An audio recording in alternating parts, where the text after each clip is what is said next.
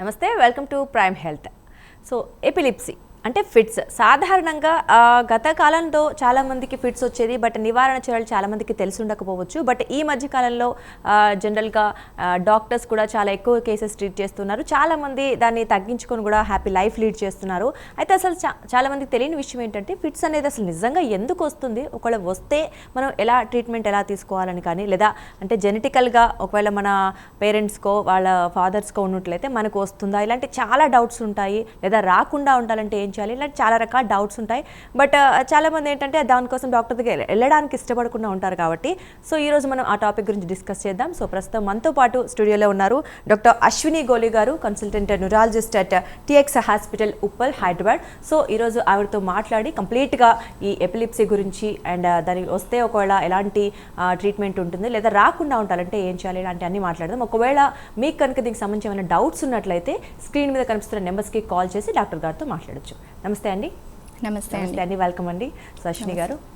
So epilepsy సాధారణంగా వాడుక భాషలో మనం ఫిట్స్ అంటూ ఉంటాం. అసలు ఎపిలిప్సీ అంటే ఏంటి, ఫస్ట్ దాని గురించి మాట్లాడదాం. సో ఎపిలెప్సీ ఆర్ మూర్ఛ వ్యాధి అంటే ఫిట్స్ అని అంటాము యూజువల్గా. సో ఇది ఎందుకు వస్తుందంటే నార్మల్గా మన మెదడులో బ్రెయిన్లో ఒక్కో సెల్కి ఇంకో సెల్కి కనెక్షన్ ఉంటుందన్నమాట. అంటే ఒక కరెంట్ లాగా పాస్ అవుతుంది. సో అందువల్లనే మనం మాట్లాడడం కానీ, మూమెంట్ చేయడం కానీ, స్పర్శ కానీ, ఇదంతా కూడా ఆ కరెంట్ అనేది పాస్ అవ్వడం వల్లనే ఉంటుంది. సో ఇది నార్మల్గా కంటే అధికంగా అంటే ఎక్కువగా ఒకవేళ డిశ్చార్జెస్ అంటే ఫైర్ అయింది అనుకోండి, అది మనకు బయటికి ఫిట్స్ రూపంలో కనిపిస్తూ ఉంటుంది. సో దీన్ని దెబ్బతింటామంటారా? ఆ రెండిటికి కనెక్షన్ ఇప్పుడు ఏంటంటే ఒక్కసారి ఫిట్ వస్తే మనం దాన్ని సీజర్ అని అంటాము.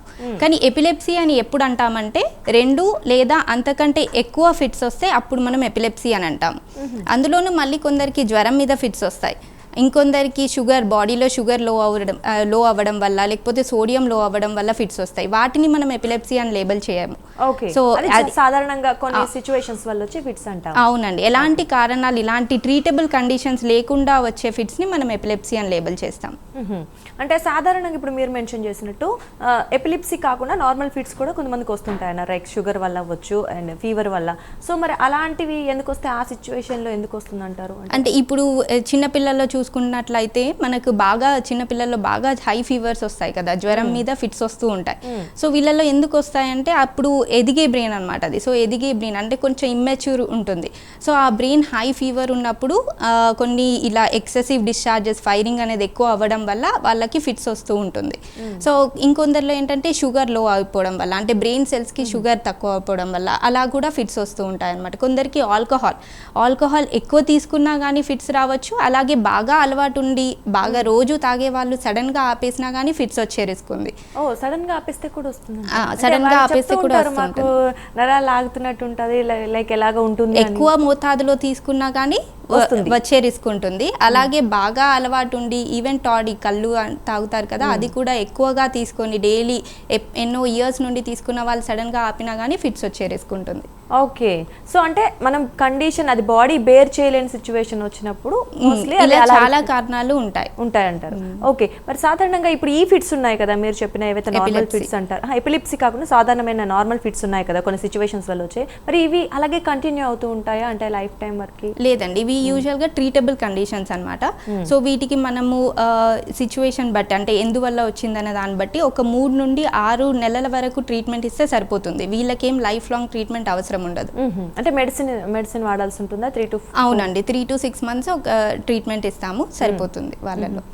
అండ్ మెయిన్గా కాజ్ ఎందువల్ల వచ్చిందనే దాన్ని ట్రీట్ చేయాలి మనం ఇలాంటి కండిషన్స్లో. ఓకే అండి. అండ్ ఆ టైంలో ఒకవేళ కొన్ని నర్వ్స్ కానీ ఏమైనా డ్యామేజ్ అయ్యే ఛాన్స్ ఉంటుందా? అంటే ఎందువల్ల అనేది అంటే మెయిన్గా పెథాలజీ చూసుకోవాలండి. ఇప్పుడు జ్వరం మీద కొందరికి మెదడు వాపు వస్తుంది, మెదడు ఇన్ఫెక్షన్, మెదడు వాపు కానీ, లేకపోతే ఇంకొందరికి యాక్సిడెంట్స్ అవుతాయి కదా, యాక్సిడెంట్ అయినప్పుడు బ్రెయిన్లో ఒక మచ్చలాగా అంటే స్కారింగ్ జరుగుతుంది అనమాట. సో అలాంటిది ఒక మచ్చలాగా ఉండిపోద్ది బ్రెయిన్లో. అక్కడ నుండి ఎప్పుడైనా కానీ ఫిట్స్ అనేది రావచ్చు, వచ్చే రిస్క్ ఉండొచ్చు. Okay, Yeah. So some types of situations, కాకపోతే వీటిని ఎపిలిప్సీ అనలేము. అనలేదు. అండ్ కంప్లీట్గా ఎపిలిప్సీకి వస్తే మనం ఇప్పుడు, అండ్ ఎపిలిప్సీ అనేది అంటే వంశపారపర్యంగా వస్తుందా లేదా నార్మల్గా అసలు ఎందుకు వస్తుంది? జెనెటిక్ కాజెస్ కూడా ఉంటాయండి. ఇప్పుడు ఎపిలెప్సీకి కారణాలు చాలా ఉంటాయి. అది కూడా మన ఏజ్ వైజ్ అన్నమాట. ఇప్పుడు ఏ ఏజ్లో ఎపిలెప్సీ రావచ్చు అంటే చిన్నపిల్లల దగ్గర నుండి పెద్దవాళ్ళ వరకు అన్ని ఏజ్ గ్రూప్స్కి ఎపిలెప్సీ అనేది రావచ్చు. అందులోనూ ముఖ్యంగా ఏంటంటే చిన్నపిల్లల్లో అంటే లెస్ దాన్ 2 years, మళ్ళీ పెద్ద వయసులో ఫిట్స్ అనేది కామన్గా చూస్తూ ఉంటాం. సో చిన్నపిల్లలు అప్పుడే పుట్టిన పిల్లలకు కూడా ఫిట్స్ వచ్చే రిస్క్ ఉంది. ఎందువల్ల వస్తుందంటే పుట్టిన వెంటనే వాళ్ళకి ఏడవక, ఊపిరందక లేదా ఉమ్మినీరు మింగేసినప్పుడు బ్రెయిన్కి ఆక్సిజన్ అనేది తక్కువైపోతుంది. సో ఆక్సిజన్ అందక వాళ్ళకి ఫిట్స్ రావడం జరుగుతుంది. అండ్ ఇంకొకటి పుట్టగానే కొందరు ఏంటంటే ఫీడింగ్ సరిగా ఇవ్వక, లేకపోతే మదర్ డయాబెటిక్ ఉండి ఇన్సులిన్ తీసుకునే క్రమంలో అలాంటి టైంలో కూడా బిడ్డకి గ్లూకోజ్ అనేది తక్కువైపోయి కూడా ఫిట్స్ రావచ్చు. అలాగే కాల్షియం తక్కువై కూడా ఫిట్స్ వచ్చే రిస్క్ ఉంది. ఇంకొంచెం పెద్ద వయసులో అంటే స్కూల్కి వెళ్ళే పిల్లల్లో కొంచెం ఇది జ్వరం మీద ఫిట్స్ వచ్చే రిస్క్ ఉంటుంది. ఈ ఏజ్ గ్రూప్లో అంటే 6 నెలల నుండి 6 సంవత్సరాల వరకు జ్వరం మీద ఫిట్స్ రావచ్చు. దీన్నే మనం ఫెబ్రైల్ సీజర్స్ అని అంటాం. అండ్ కొంచెం ఎదుగుదలలో అంటే బ్రెయిన్ ఎదుగుదలలో కొన్ని మార్పులు రావడం పుట్టుకతోనే. సో కొన్ని స్లో గ్రోయింగ్ ట్యూమర్స్ ఉంటాయి అన్నమాట. సో అలాంటి పరిస్థితిలో కూడా ఫిట్స్ వచ్చే రిస్క్ ఉంది. రైట్, మన కాలర్ ఉన్నారండి, మాట్లాడదాం. అక్షిత్ రావు గారు విజయనగరం నుంచి. హలో హలో అండి, అక్షిత్ రావు గారు నమస్తే అండి. నమస్తే మేడం. ఎస్ అండి, డాక్టర్ గారు ఉన్నారు, మాట్లాడండి. మేడం నమస్తే అండి. నమస్తే అండి, చెప్పండి. అదే మా పాప అంటే ఇప్పుడు 22 years అండి, 22 సంవత్సరాలు. ఓకే. అయితే నా 5 months వేడి నుంచి అండి పాపకి ఫిట్స్. మేము అంది జర్నీలో వెళ్తుండగా సడన్ గా బస్సు నుంచి వచ్చింది. అప్పటి నుంచి అక్కడ లోకల్ డాక్టర్ చూపించాను. ఆ తర్వాత నుంచి కంటిన్యూ అలా చిల్డ్రన్ స్పెషలిస్ట్ అందరి దగ్గరికి చూపిస్తూనే ఉన్నాను. కాకపోతే ఎక్కడ కూడా మరి పాపకి ఇప్పటివరకు రికవర్ లేదండి. 4-5 సార్లు స్కాన్ చేయించాను, ఏ ప్రాబ్లం లేదంటారు. తర్వాత అక్కడి నుంచి అలా అయితే గ్రోతింగ్ అయితే పాప బాగా ఉంది. చదువులో కూడా అంటే బాగా డల్ అయిపోయింది. నెక్స్ట్ ఏంటంటే చిన్న అమాయకత్వం. అసలు అంటే ఫిట్స్ వచ్చేటప్పుడు ముఖం అంతా గ్రీన్గా అయితే నోట్ అంటే చొంగలు వచ్చేయడం, అయితే దాంట్లో ఇలా చాలా అండి. ఆ తర్వాత అక్కడ ఇప్పటికీ 22 సంవత్సరాలు మేడం. అసలు దానివల్ల మరి నాకు ఎన్నిసార్లు ఫిట్స్ వస్తాయండి? నెలకి ఎన్నిసార్లు వస్తాయి? ఎంత ఫ్రీక్వెంట్ గా వస్తుంది ఫిట్స్?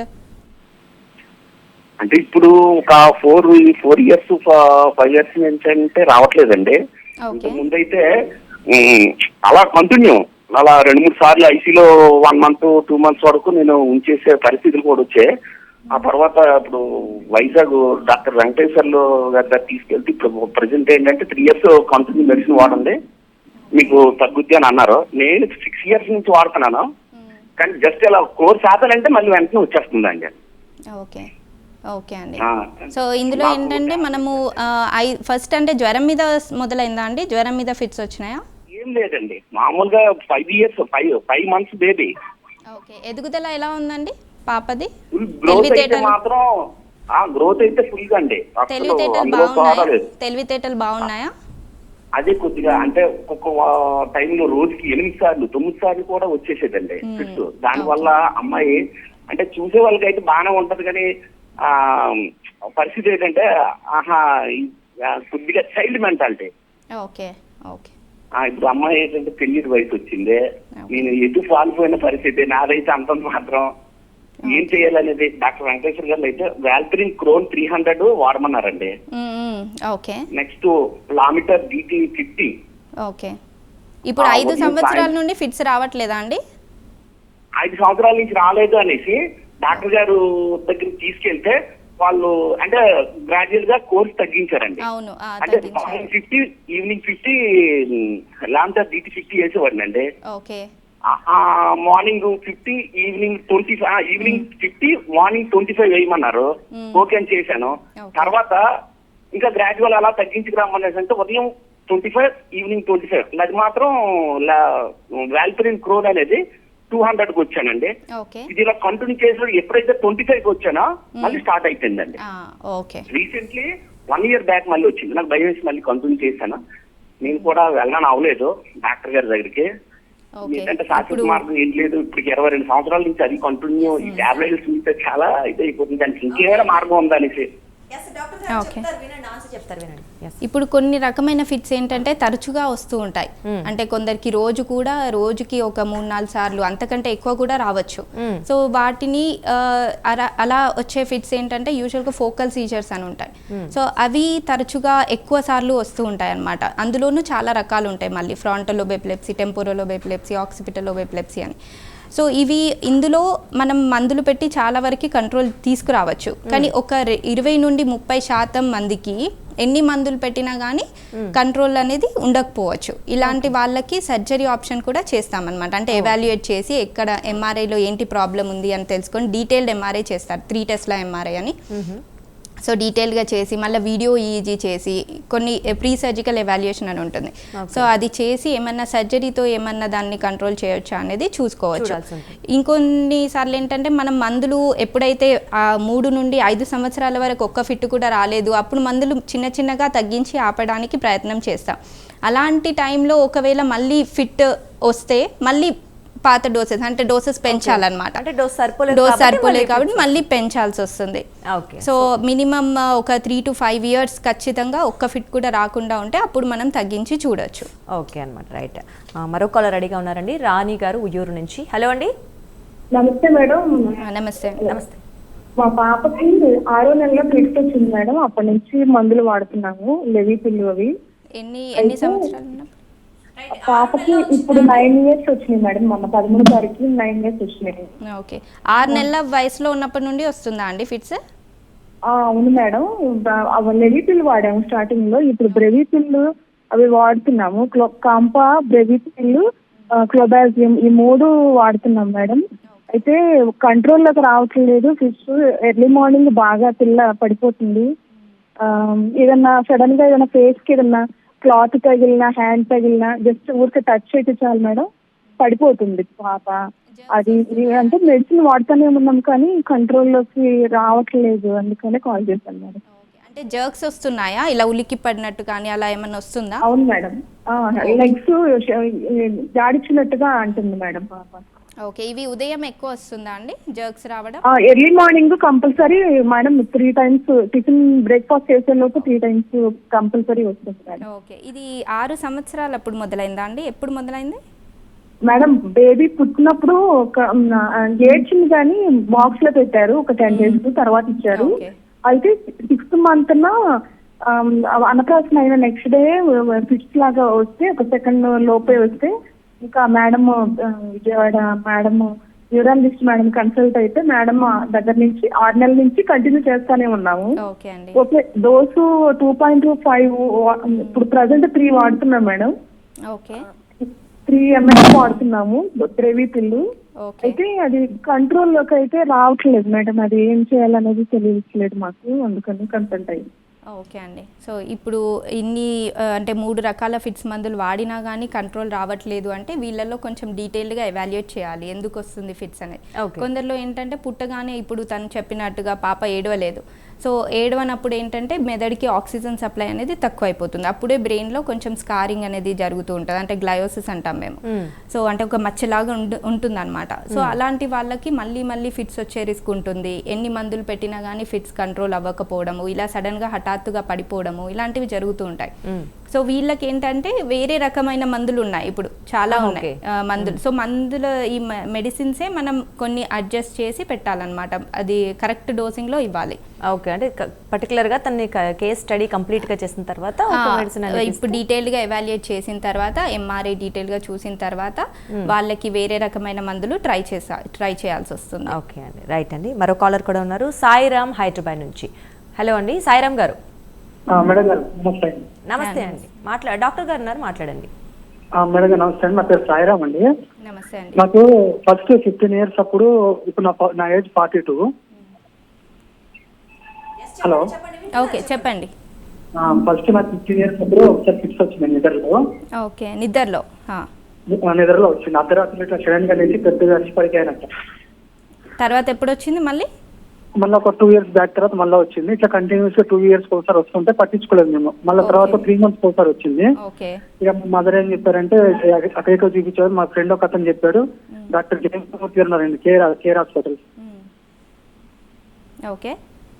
అక్కడ తీసుకెళ్తే అక్కడ చూపించారు. అక్కడ మంచిగానే కంట్రోల్ వచ్చింది. మళ్ళీ ఎప్పుడైతే నిద్ర లేకుండా వర్క్ చేస్తానో, లేకపోతే నిద్ర లేకుండా ఎప్పుడైనా జర్నీలు చేస్తానో అది కంటిన్యూ అవుతుందండి. నిద్ర లేనప్పుడే ఎక్కువ వస్తుంది. అంటే మీకు జర్క్స్ వస్తూ ఉంటాయండి? జర్క్స్ వస్తాయా? ఇట్లా ఉలికి పడినట్టు, చేతిలో ఉన్న వస్తువు కింద పడిపోతున్నట్టు అలా వస్తుందా? అప్పుడప్పుడు అది. మనం ఇంకోటి నాకు ఫిట్స్ వచ్చి నాకు తెలిసిపోయింది. ఓకే. ఎడం చెయ్యి ఇట్లా ఇట్లా షేక్ అవుతా ఉంటది. ఓకే. ఒక కైండ్ ఆఫ్ ఏదో ఒక ట్రాన్స్ వస్తూ ఉంటది. దాని తర్వాత ఫిట్స్ లోకి వెళ్ళిపోతాను. అంటే పెద్ద ఫిట్ లాగా వస్తుందా అండి మీకు? అంటే నాలుగు కచ్చుకోవడము, 2 చేతులు కొట్టుకోవడము? నాలుగు వస్తుందండి. అట్లా నాలుగు మా పోయినసారి ఒక 2 years బ్యాక్ బాగా వచ్చింది. 3 times ఎట్ ఏ టైం వచ్చేసరికి నియర్ బై హాస్పిటల్ తీసుకుపోయారు. దాని తర్వాత మళ్ళీ కేర్కి వెళ్ళాను. అప్పుడు డాక్టర్ గారు ఏం చేశారంటే, అంతకుముందు వాల్పరిన్ క్రోనో 300 వాడేవాడిని రెగ్యులర్ గా. ఓకే. దాని తర్వాత మూర్తి గారు ఏం చేశారంటే, ఇది సరిపోదు, ఇప్పుడు నువ్వు మందు మానేయాలి. మందు వాడుతానండి. మందు అతను ఆల్కహాలిక్ మందు మానేస్తే ఇప్పుడు వాల్పరిన్ CR 500 వాడుతున్నాను. ఓకే. ఓకే అండి. సో ఇవేంటంటే కొన్ని జెనెటిక్ కారణాల వల్ల కూడా ఫిట్స్ వస్తూ ఉంటాయి. దాన్ని మనం జువెనైల్ మయోక్లోనిక్ ఎపిలెప్సీస్ అంటాం. సో ఇవి యూజువల్గా 10 to 19 years మధ్య నుండి మొదలవుతుంది అనమాట. అంటే అడోల్సెంట్ యంగ్ ఏజ్ గ్రూప్ నుండి మొదలవుతాయి. సో ఇందులో ఏంటంటే ఫస్ట్ జర్క్స్ రావడము, ముఖ్యంగా నిద్ర సరిగా లేకపోతే ఖచ్చితంగా ఫిట్స్ వచ్చే రిస్క్ అనేది ఎక్కువగా ఉంటుంది. అండ్ ఎక్కువ లైట్స్ ఎక్స్పోజర్ ఉన్నప్పుడు. సో వీళ్ళలో ఫస్ట్ జర్క్స్ వస్తాయి. జర్క్స్ వచ్చి పెద్ద ఫిట్ లాగా వచ్చే ప్రమాదం ఉంటుంది. సో ఇవి వస్తూనే ఉంటాయి అన్నమాట. మోస్ట్లీ చాలా మందికి లైఫ్ లాంగ్ మెడికేషన్ కూడా ఈ కండిషన్లో ప్రిస్క్రైబ్ చేయాల్సి ఉంటుంది. ఎక్సెప్ట్ ఏంటంటే ఈ కండిషన్లో అది కూడా కొందరికి అవసరం ఉండదు. కొందరికి ఏంటంటే 3 years 5 years వరకు ఏ ఫిట్ లేకపోతే మనం ఆపి చూడొచ్చు సేమ్ ఈ కండిషన్లో కూడా. కాకపోతే ఈ జెనెటిక్ సమస్య వల్ల వచ్చిన ఈ ఫిట్స్ మోస్ట్లీ చాలా మందికి రిపీట్ అవుతూ ఉంటాయి. ఓకే అండి, రైట్ అండి. మరో కలర్ కూడా రెడీగా ఉన్నారు. మోహన్ రావు గారు ములుగు నుంచి. హలో అండి మోహన్ రావు గారు. మేడం నమస్తే అండి, డాక్టర్ గారు ఉన్నారు, మాట్లాడండి మోహన్ రావు గారు. నమస్తే అండి. మా అమ్మాయి 2007లో పుట్టిందండి. ఓకే. 2007లో పుట్టింది. స్టార్టింగ్ నుంచే మీరు ఇందాక చెప్పినట్టే మేడం, పుట్టడం ఎడవలేదు, చాలా సేపు కదలలేదు. చాలా సేపటి తర్వాత కదిలికి వచ్చి ఏడుపు వచ్చింది. ఏడిచినాక ఫిట్స్ స్టార్ట్ అయింది మేడం.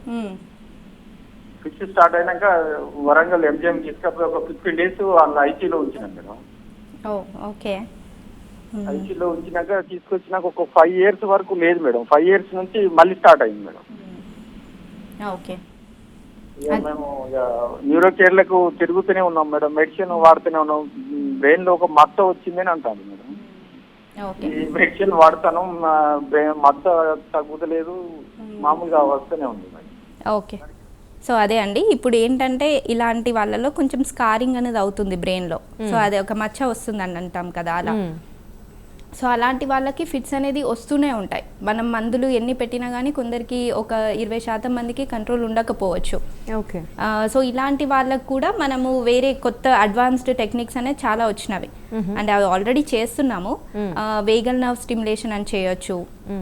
కొందరికి సర్జరీ కూడా చేయొచ్చు. అంటే ఒకవేళ అన్ని రకాలుగా సూటబుల్ క్యాండిడేట్ ఉంటే సర్జరీ కూడా అడ్వైజ్ చేయొచ్చు. వేగల్ నర్వ్ స్టిమ్యులేషన్ అని చేయొచ్చు.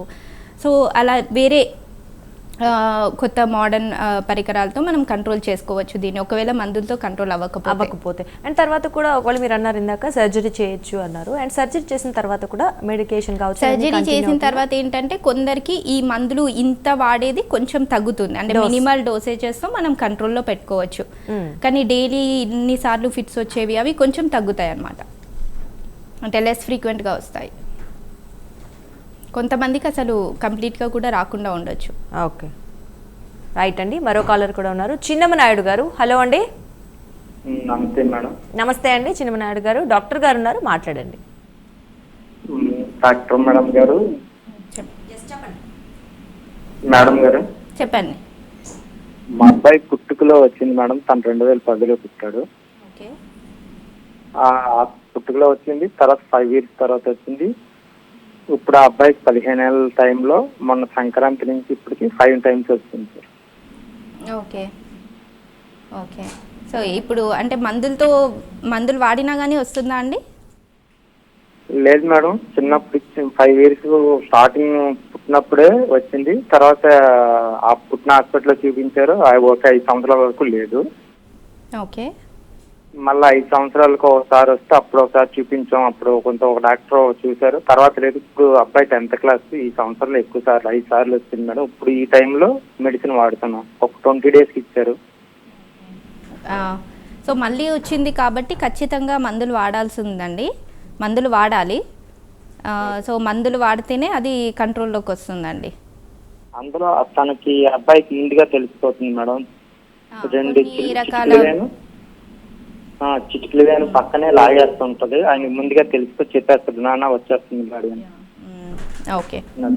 సో నేను చెప్పినట్టు దీన్ని మనం ఫోకల్ సీజర్స్ అని అంటాము. ఫోకల్ సీజర్స్లో ఏంటంటే అంటే ఫిట్స్ అనేది బ్రాడ్గా జనరలైజ్డ్ సీజర్స్ అని ఉంటుంది, ఫోకల్ సీజర్స్ అని ఉంటుంది. జనరలైజ్డ్ ఏంటంటే ఉన్నట్టుండిగా గట్టిగా కేకేయడము, ఆయన కళ్ళు పైకి తేలేయడము, 2 చేతులు బిగ్గరగా పట్టేయడము, నోట్లో నురుగు రావడము, నాలుగు ఖర్చుకోవడము, ఇలా కొట్టుకోవడము, కింద పడిపోవడము, ఇది జనరలైజ్డ్ పెద్ద ఫిట్ అని అంటాం. ఇలా కాకుండా ఫోకల్ సీజర్స్ అని ఉంటాయి. ఫోకల్ సీజర్స్ ఏంటంటే ఒక పార్ట్ ఆఫ్ ద బాడీ, అంటే ఇలా కొట్టుకోవడం కానీ, లేకపోతే ఒక చేయి ఒక కాలు కొట్టుకోవడం కానీ, ఇలాంటివి జరగచ్చు. ఇందులో కొంతమందికి ఫిట్ వచ్చే ముందే తెలుస్తుంది, అర్థమవుతుంది, దాన్ని మనం ఆరా అని అంటాం. ఓకే.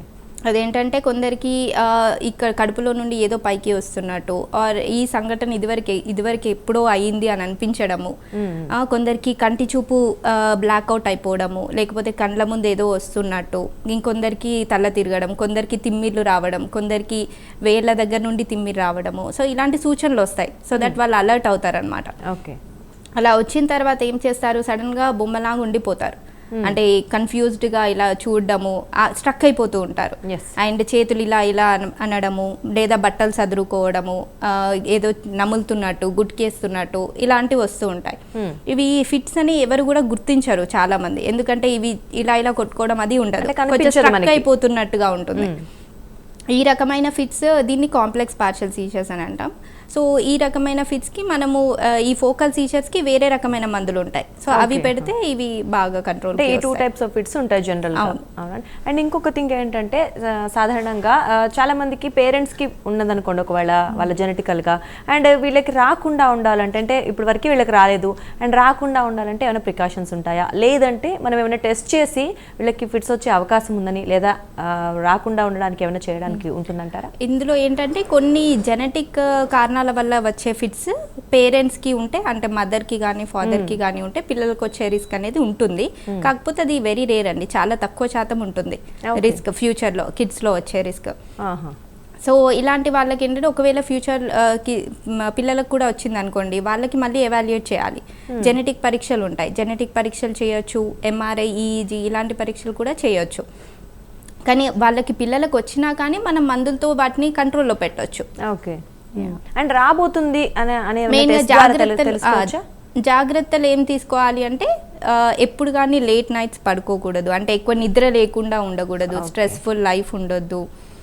అండ్ ఆల్కహాల్, అబ్బాయిలో అయితే పెద్దయ్యాక ఆల్కహాల్ తీసుకోవడము, ఇవన్నీ కూడా ఫిట్స్ వచ్చేదానికి రిస్క్ ఉంటుంది అనమాట, ఎక్కువ ఫిట్స్ రావడానికి. అండ్ చాలా మంది ఒక క్వశ్చన్ ఏంటంటే, ఫిట్స్ ఉన్న వాళ్ళు ఆల్రెడీ చిన్నపంచి ఉంటారు కదా, వాళ్ళకి పెళ్ళిళ్ళు చేసుకోవచ్చా ఏం కాదా అని అడుగుతూ ఉంటారు. సో ఏంటి చేసుకోవచ్చు అంటారా పెళ్ళి? ఫిట్స్ ఉన్న వాళ్ళు అమ్మాయిలైనా కానీ అబ్బాయిలైనా కానీ ఎవరైనా పెళ్లి చేసుకోవచ్చండి. ఇదివరకు ఫిట్స్ అంటే అదొక సోషల్ స్టిగ్మా లాగా ఉండేది, అంటే ఫిట్స్ ఉన్న వాళ్ళని పెళ్లి చేసుకోవద్దు అని ఇలా ఇదివరకు పాతకాలంలో అనుకునేవాళ్ళు. ఇప్పుడు అలా లేదండి, ఎవరైనా కానీ పెళ్లి చేసుకోవచ్చు, ఎందుకంటే మనం మందులతో వాటిని కంట్రోల్లో పెట్టవచ్చు. ఓకే. అండ్ పిల్లల్ని కూడా కనొచ్చండి. వెరీ రేర్లీ, చాలా తక్కువ జెనెటిక్ కారణాల వల్ల వచ్చేవి మాత్రమే పిల్లలకి వచ్చే రిస్క్ ఉంటుంది. అదర్వైజ్ చాలా రేర్ అండి పిల్లలకి రావడం. ఒకవేళ ఇన్ కేసు వచ్చినా కానీ మనం మందులతో కంట్రోల్ చేసుకోవచ్చు. సో వాళ్ళ నార్మల్ లైఫ్ అందరిలాగే లీడ్ చేయొచ్చు. ఓకే. అండ్ ఇప్పుడు ఈ ఎపిలిప్సీ ఉన్న వాళ్ళు లైఫ్ టైం ఆల్మోస్ట్ మెడిసిన్ ఇస్తారు కాబట్టి వాళ్ళు మరి ఇప్పుడు కొంతమందికి షుగర్ బీపీస్ ఉంటాయి, లేదా ఇంకా ఏమన్నా ఉంటాయి, సో ఆ మందులు వాడుతూ కూడా ఇవి వాడొచ్చు అంట? వాడొచ్చండి. ఇప్పుడు బీపీ షుగర్ ఎలాగో అలాగే ఎపిలిప్సీ కూడా మెడిసిన్స్ ఇస్తాం. సో ఇతర ప్రాబ్లమ్స్ ఏమైనా ఉన్న వాళ్ళు కూడా యూజ్ చేయొచ్చు. అండ్ ఇంకొకటి చాలా మంది ప్రెగ్నెంట్ లేడీస్ ఉంటారు, సో వాళ్ళు ఎప్పటి నుంచో ఈ మెడిసిన్ వాడుతున్నారు అనుకోండి, మరి ఆ ప్రెగ్నెంట్ బేబీ కడుపులో ఉన్నప్పుడు ఇలాంటి మెడిసిన్స్ వాడితే మరి ఎటువంటి ఎఫెక్ట్ ఉంటుందా? చాలా మంచి క్వశ్చన్ అండి ఇది. యాక్చువల్గా చాలా మంది ప్రెగ్నెంట్ అవ్వగానే ఏం చేస్తారంటే మందులు ఆపేస్తారు, ఎందుకంటే బిడ్డపై ఏమైనా ప్రభావం పడుతుందేమో అని. సో ఇదేంటంటే ఇదివరకు పాతకాలం మందులు ఉండేవి ఓల్డ్ టైంలో, అంటే ఒక 30 years బ్యాక్. ఆ మందులతో ఏంటంటే కొంచెం సైడ్ ఎఫెక్ట్స్ ఉండేవి అనమాట. సో అందువల్ల మనం ఇప్పుడు న్యూ జనరేషన్లో వచ్చిన మందులు బిడ్డపై ప్రభావం అనేది చాలా తక్కువ. సో సేఫ్ టాబ్లెట్స్ కూడా కొన్ని ఉంటాయి. సో మనం ఏం చేస్తామంటే పెళ్ళి కాకముందే, అమ్మాయికి పెళ్ళి కాకముందే మనం ఆ సేఫ్ టాబ్లెట్స్కి మార్చేస్తాము. Okay, right. సో దానివల్ల వాళ్ళు దానివల్ల ఈజీగా మన లాస్ట్ కాలర్ ఉన్నారు, మాట్లాడిద్దాం. ప్రకాష్ గారు హైదరాబాద్ నుంచి. హలో అండి. Madam, good afternoon. Good afternoon అండి. డాక్టర్ గారు ఉన్నారు, మాట్లాడండి. మేడం, యాక్చువల్లీ నాకు 2020లో ఎపిలెప్సీ వచ్చింది. ఓకే. ఎపిలెప్సీ అయితే అప్పుడు ఒక్క రోజుకి ఒక 20 episodes వచ్చింది. ఆ తర్వాత ట్రీట్మెంట్ ఇచ్చారు, 1 week లో క్యూర్ అయిపోయింది. బట్ ఐఎమ్ టేకింగ్ నాకు లెవిపిన్ 500. సో అది ఇంకా ఎన్ని రోజులు కంటిన్యూ చేయాలి? ఆ తర్వాత నాకు అయితే మళ్ళీ ఎపిలెప్సీ రాలేదు. మళ్ళీ ఫిట్ రాలేదు మీకు? రాలేదండి. కానీ ఆ ఒక్క రోజు కంటిన్యూస్గా వచ్చిందా మీకు? Yes, exactly. ఓకే. అంటే ఎంఆర్ఐ స్కాన్ ఇవన్నీ నార్మల్ ఉన్నాయా అండి, ఆర్ ఎనీ ప్రాబ్లం ఏమన్నా ఉందా? నో, అంత ఉండేది అంతా కూడా. అంటే నాకు షుగర్ లెవెల్స్ చాలా ఎక్కువ, అంటే 450 ఏవో వచ్చినందుకు వచ్చిందని చెప్పారు డాక్టర్. షుగర్ లెవెల్స్ ఎక్కువ ఉన్నాయి అప్పుడు మీకు? అయ్యా, that time. Okay okay. No sugar. ఆ తర్వాత లెవిపిల్ రాశారు, బట్ కంటిన్యూ చేస్తున్నాను. ఎన్ని రోజులు చేయొచ్చు మేడం ఇంకా? ఓకే. సో ఇప్పుడు ఆల్మోస్ట్ 5 years అవుతుంది కదండి. ఎస్. సో 5 years అవుతుంది కాబట్టి ఇప్పుడు ఏంటంటే ఈఈజీ అని ఒక టెస్ట్ చేయొచ్చు. ఈఈజీ అని ఒక టెస్ట్ చేసి అందులో ఎలాంటి యాక్టివిటీ లేదు, నార్మల్గా ఉంది అంటే మనం కొంచెం మందులు చిన్నగా డోస్ తగ్గించి ఆపడానికి ప్రయత్నం చేయొచ్చు. అది కూడా ఎంఆర్ఐ, ఈఈజీ నార్మల్ ఉంటాయి. ఒకవేళ ఎంఆర్ఐలో ఏమన్నా ప్రాబ్లం ఉంది, ఏదన్నా టిష్యూ అబ్నార్మాలిటీ కానీ స్కారింగ్ కానీ ఏమన్నా ప్రాబ్లం ఉంది అంటే కనుక కొంచెం లో డోస్లో ఇంకొన్ని రోజులు వాడాల్సి అవసరం పడుతుంది. యా. సో ఒకసారి ఇప్పుడు కన్సల్ట్ అయిన తర్వాత ఈ జిల్లా మొత్తం తెలుసుకుంటాం మేడం. అవునండి, అవి రెండు ఒకసారి చూడాలి. అంటే మీకు అప్పుడు జరిగినప్పుడు ఎంఆర్ఐ చేసే ఉంటారు. సో ఒకసారి ఈజీ కూడా చూసి, ఇవి రెండు చూసి ఒకవేళ నార్మల్ ఉంటే మెల్లమెల్లగా తగ్గించి లో డోస్ మీద మెయింటైన్ చేయొచ్చు. ఒకవేళ ఏమైనా అబ్నార్మాలిటీ ఉంది అంటే కనుక మీరు ఇంకా వాడాల్సిందే. ఎందుకంటే ఒక్క రోజులో మీకు అన్ని ఫిట్స్ వచ్చినాయి అంటే దాన్ని మనం స్టేటస్ ఎపిలెప్టికస్ అంటాము, కంటిన్యూస్గా వచ్చే ఫిట్స్ని. రైట్ అండి, రైట్. అశ్విని గోలి గారు, థ్యాంక్ యూ సో మచ్. అందరికీ చాలా ఓపికగా సమాధానం ఇచ్చారు. అండ్ చాలా మందికి దీని గురించి ఇన్ఫర్మేషన్ తెలియదు, మీరు క్లియర్గా చెప్పారు. Thank you so much. Thank you అండి. రైట్ అండి. సో ఇది ఎపిలిప్సీ గురించి చాలా క్లియర్గా మేడం చెప్పారు. అలాగే ఇప్పుడు ట్రీట్మెంట్స్ కూడా అన్నీ అందుబాటులో ఉన్నాయి కాబట్టి ఒకవేళ ఎవరికైనా ఇలాంటి హెల్త్ ఇష్యూస్ ఉంటే ఖచ్చితంగా వెంటనే మీరు కన్సల్ట్ అయ్యి మంచి ట్రీట్మెంట్ తీసుకోవచ్చు. అలాగే డాక్టర్ గారు కూడా అవైలబుల్లో ఉంటారు TX హాస్పిటల్ ఉప్పల్లో, కాబట్టి మేడంని కూడా మీరు కన్సల్ట్ అవ్వచ్చు. సో ఇది వాటి మన ప్రైమ్ హెల్త్. నమస్తే.